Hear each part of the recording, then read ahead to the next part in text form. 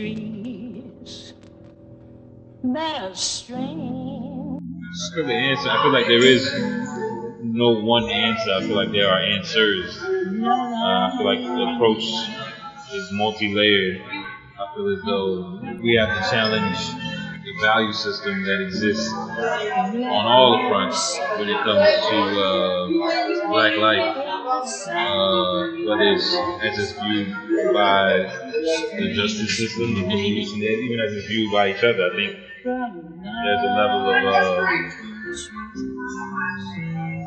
there's been considerable investment in the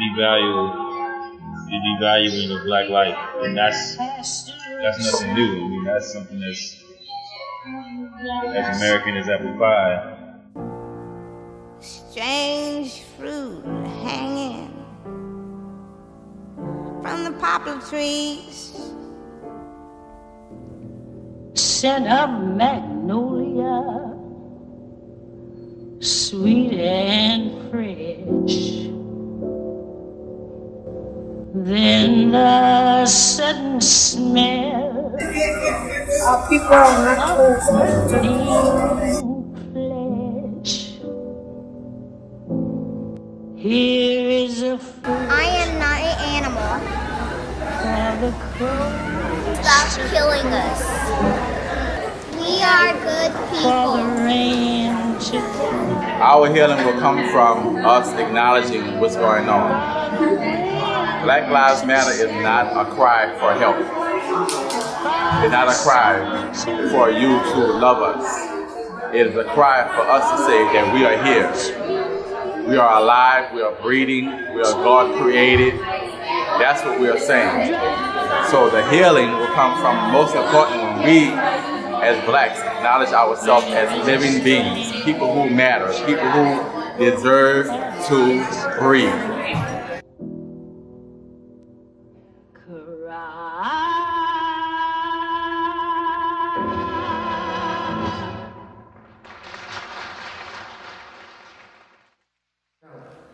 There was a prayer march and a couple of hundred people came out. There was a protest and 5,000 people came out. There was a prayer vigil and 100 people came out. There was a protest and 7,000 people came out. And as unfortunate as it was that those 5 police officers lost their lives, many thought that that would suppress the young people or the people who are protesting now. But even after that unfortunate incident, several thousand still took to the streets. So for those who think this is just going to kind of fade out, for those people who think that, oh, it'll go away, this is one of those moments in time. This is one of those moments in history.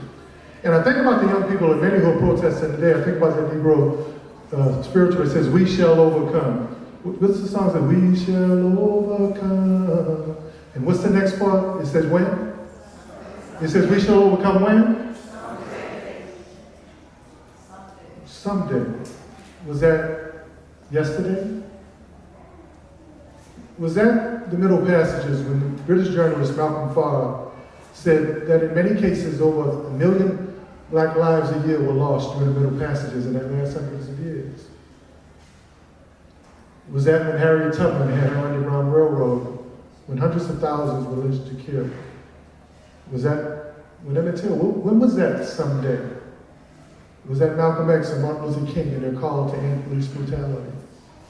And so for those who think that it's new, I went back and I read some historical accounts about Africans and black people in America.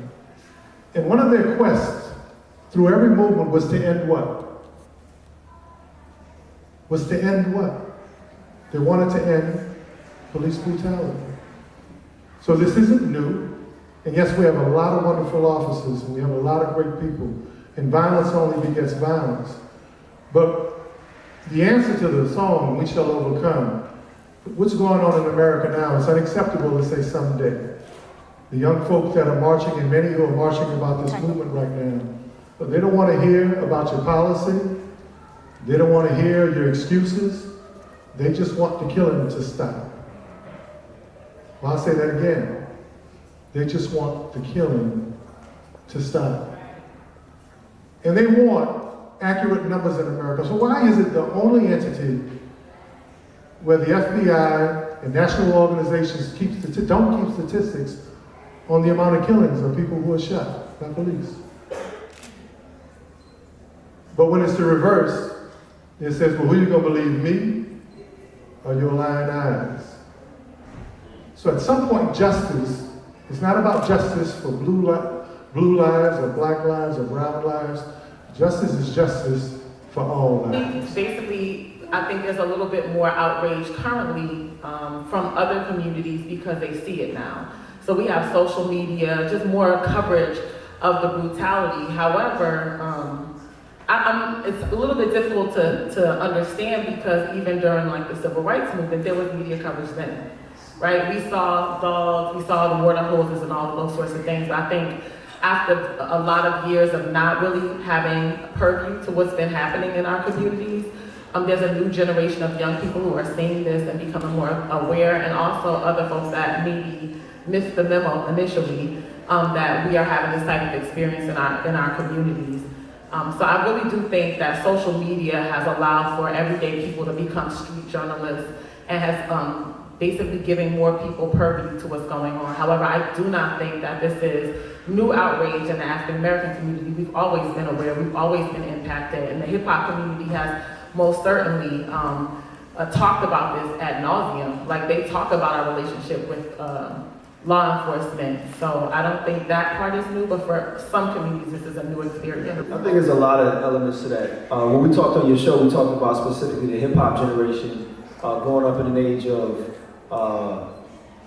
basically covert government attack on our communities, and our artists being the spokespersons for that. So when Jay-Z talks about, he and Reagan being in concert, through Iran-Contra before he was ever in concert with a rapper, he's talking about communities being infiltrated with crack cocaine in the 80s, and living under those conditions and living under the auto genocide that resulted from that time period created like a very deep sense of distrust amongst I know for myself and my peers and most of us who grew up during that time. And what you're seeing now is the next generation coming on the tail end of that, who grew up on our hip hop mythology. So they've already been trained by way of Hova the God that, if there's a God to look to, you look into him behind the mic, right?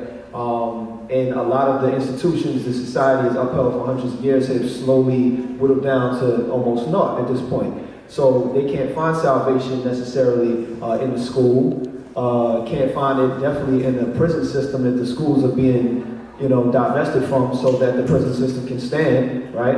They can't find it necessarily religion, but they found it in that music, and that music passed that mythology on. So it's second nature and second, hand. Now, it's just direct knowledge for most kids coming up now in their 20s to have grown up under Biggie Smalls or Jay-Z or Tupac. And I think what resulted from that time period was a lot of those artists got rich, and a lot of those artists started to assimilate and become a part of the very system that they were critiquing. And so this next generation has an even bigger lens, an even more metacognitive lens, if you will, which is to say they can think about the thought processes that created their older brothers and sisters. And when they look at it, they realize they want to do even more. It's not enough to get money because we're still getting killed in the street by the police. And so that, coupled with social media, coupled with cell phones and technology, means that you got a very heavily armed and equipped youth generation, if for nothing else, in their minds. From a law enforcement perspective, Chief Thomas, you are an attorney, intellectual, a professional, a law enforcement agent. What's different about now? I think it was different. I'm going to go back to the 1960s, 1970s when I watched my uncle and some of the other brothers walk up and down saying, with the dashikis. It was a suppressive mindset back then. When I look at my father, my grandfather, you stood in your place type of mentality. And we grew up with that mindset back then, so you never kind of got out of the way. In addition to the social media, now the kids have been taught that you can stand up and speak up for yourself. You don't have to drink except for water fountains. And that's what I found to see the biggest thing, that some of the kids are starting to challenge law enforcement, not necessarily in a bad way, but they want to know why it's just being done to us, because they don't understand the dynamics of our grandparents and our parents, where they were suppressed. And actually they kind of stood in their place mentality back then. The social media is bringing stuff to the forefront. Well, we heard about it before, and this was very telling in my lifetime when I will never forget this. We was burying my brother who actually got killed in the line of duty, July 1996. And my uncle came up to me with tears coming down his eyes. And I said, "Uncle, what's going on? You know, you're crying for, you know, he's okay. He's going to glory." He said, "No, you know what's killing you right now? That you and him is in law enforcement. And I watched the police shoot a guy, 16 years old, on the back steps from the San Bernardino Project and hate for absolutely nothing." You know, and we are starting to take a stand because we've seen this so long. We've seen some of the injustice that have been done to people with the social media. People, it was bound to come to this. So that's what I think is actually putting the police brutality, some of the other things that we're dealing with, social media, people starting to stand up for what they believe in. Well, that's an interesting thing because you're wearing a uniform, but you understand the weak. Oh, absolutely, I understand the weak. I was part of the It's weak. exhausted, right? I am emotionally drained, and I think this question really goes to the heart of it, right? Because it's like, what will it take for this to stop? What will it take for this to stop? And what I keep coming back to is just, you know, is it so difficult to really tap into each other's humanity? I mean, is it really that difficult to care, to show some compassion, some empathy, right? I mean, you know, white people are... Call 911. But I say that because, so, you know, I've had friends, white friends, call me and they say, "Well, I don't know what to do, Erica. You know, I don't know how I could be helpful." You know, and for those who are being called out on social media for being quiet, right? Like when, you know, there's so much conversation about the gorilla and the little boy, and everybody's weighing in on that. But when something like this happens in our community, so many white people go silent. And, you know, that it's like it's so difficult to understand how it's such a stretch to tap into each other's humanity. And so I think I would start there, right? And to say, what needs to change? Just first and foremost, extend and recognize each other's humanity. Right? Respect one another. Absolutely, we have to get to the policy conversation. I mean, that goes without saying. Yes, de-escalation training, some of the other things that I talked about earlier in terms of recruitment. We need independent investigations of this. Police can't police themselves in these sorts of situations. We need better policies and practices in terms of dealing with protesters to help law enforcement understand that it is not just their job and responsibility is not just to think of, you know, how to, you know, restrict access. You are there to also protect people's First Amendment rights, right? And so you have to allow, I don't want to hear, don't just step on the street, don't block this highway. I mean, it is a right of the people to peacefully assemble. And so they have to recognize that they also are responsible for protecting those rights, right? And so I think that, yes, policies have to go a long way into helping to solve this problem, but I first have to say, just take a little minute to care for one another. I mean, to help to understand one another. I was at the funeral today, and it was a lot. Right? It was heavy. The discussion even, you know, you had a lot of speakers talking about the difference between, you know, Black Lives Matter and the situation in Dallas, and, you know, how that was distinctly different than the movement, and understand what the movement is about. It is not about excluding, right? It is lifting up more than it is pushing out. And so there was a lot of that conversation, but I think the bigger part was healing. Thank you. You know, just before coming here, I was having a conversation with Hakeem Kashif, and we often talk and share ideas. And so I'm going to quote him right now. "An organized lie is far more powerful than a disorganized truth." An organized lie is far more powerful than a disorganized truth.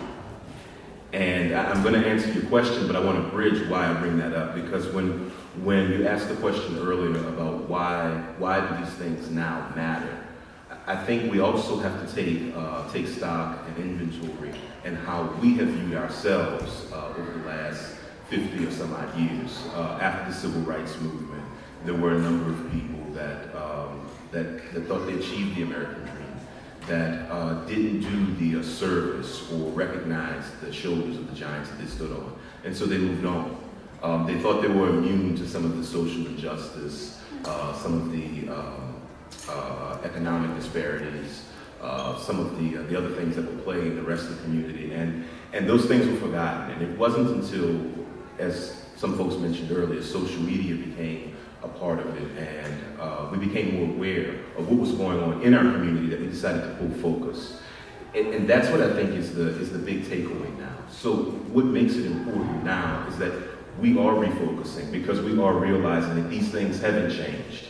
We were just following an organized lie. Now, how that lie was created, how it was allowed to be perpetuated, I don't think there's space in the conversation now to explore that. What we need to do is begin to organize the truth, take stock and inventory in the truth, and then more importantly, realize the impact that we can have together, the influence that we have together, the purchasing power that we have together. Because in doing those things, to speak directly to Erica's comment about economic development, through those things, we will find that we can cure all of these ills. Just one more quick tidbit, because I know you have to move on. But a lot of people don't realize, I mean, how many people in here bank or do business with a minority business or minority institution? Statistic for you. The majority banks in this community, and I want to emphasize minority, not black for a second. The majority banks in this country, 1% of their lending goes to minority institutions.